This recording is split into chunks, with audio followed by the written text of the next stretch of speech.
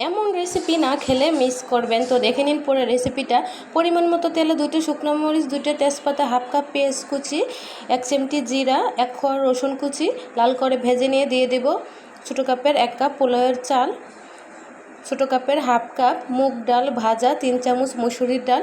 চাল আর ডালটা ভালো করে ভেজে নিয়ে দিয়ে দেব স্বাদমতো লবণ, সামান্য পরিমাণ হলুদের গুঁড়া, পরিমাণ মতো পানি দিয়ে চাল আর ডালটা সিদ্ধ করতে বসিয়ে দেব। আর এখানে নিয়ে নেব মুরগির মাংস, আদা বাটা, রসুন বাটা, হলুদের গুঁড়া, ধনিয়া গুঁড়া, স্বাদমতো লবণ, জিরের গুঁড়া দিয়ে লাল করে পেঁয়াজ ভেজে নিয়ে মাংসটা দিয়ে 5 থেকে 6 মিনিটের মতো মাংসটা ভালো করে কষিয়ে নেব।